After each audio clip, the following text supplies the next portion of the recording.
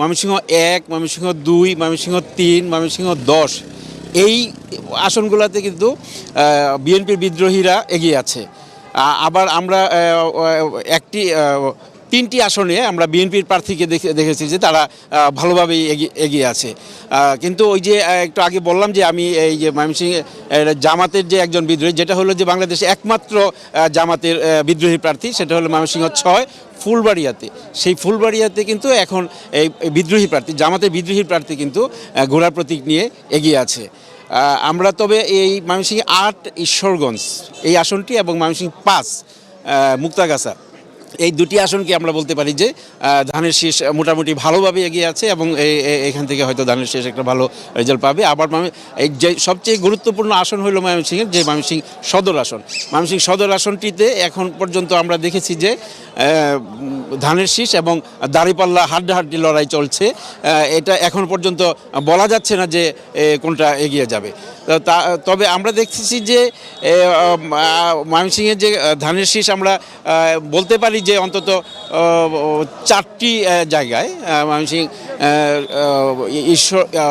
8, 5 এবং 9 এবং সদর এটিকে বলতে পারি যে ময়মনসিংহ ধানের শীষ মোটামুটিভাবে এগিয়ে আছে।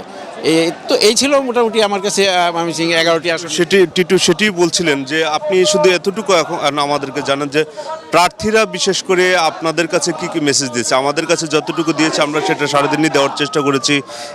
এখন পর্যন্ত প্রার্থী এবং আপনি হলো এখানে আইনশৃঙ্খলা রক্ষার যারা দায়িত্বে ছিলেন তাদের সঙ্গেও আপনি কথা বলেছেন, আমরাও কথা বলেছি, কিন্তু সর্বশেষ আপনার কাছে কি তথ্য রয়েছে সেই বিষয়টা আমাদেরকে একটু জানাবেন।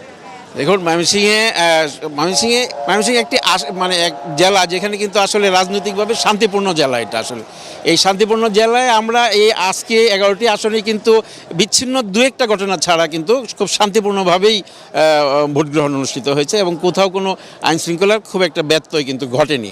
তা আমরা প্রার্থীরা কিন্তু আমাদের নির্বাচনের আগেও আমরা বলেছে যে ফলাফল যাই হোক আমরা কোনো গোলযোগে বা সহিংসতায় আমরা যাব না। এটা কিন্তু এই মেসেজটা কিন্তু প্রার্থীরা আমাদেরকে আগেই বলেছে এবং আজকেও আমরা দেখেছি, আজকেও প্রার্থীরা যেখানে ভোট দিয়ে আমাদের সঙ্গে বা সাংবাদিকদের সঙ্গে কথা বলেছে, তো সেখানেও বলছে যে ফলাফল যাই হোক আমরা শান্তিপূর্ণ ভোট গ্রহণ এটা চাই। তো সব মিলিয়ে কিন্তু ময়মনসিংহে শান্তিপূর্ণভাবেই ভোট গ্রহণ অনুষ্ঠিত হয়েছে। এখন পর্যন্ত যে ভোট গণনার কার্যক্রম যে চলছে, আমরা 11টি আসনেই খবর রাখছি যে কোথাও কোনো রকম সংঘাতের ঘটনা এখন পর্যন্ত আমরা শুনিনি।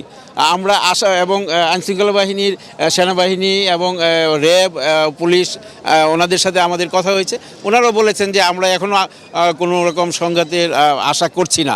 আমাদের কাছে যে ওনারা যে বলেছে যে আমাদের কাছে যে খবর আছে যে এখন পর্যন্ত আমরা কোনো সংঘাত আশা করছি না, শান্তিপূর্ণভাবেই আশা করছি যে ভোট গণনার কাজটাও শান্তিপূর্ণভাবেই শেষ হবে।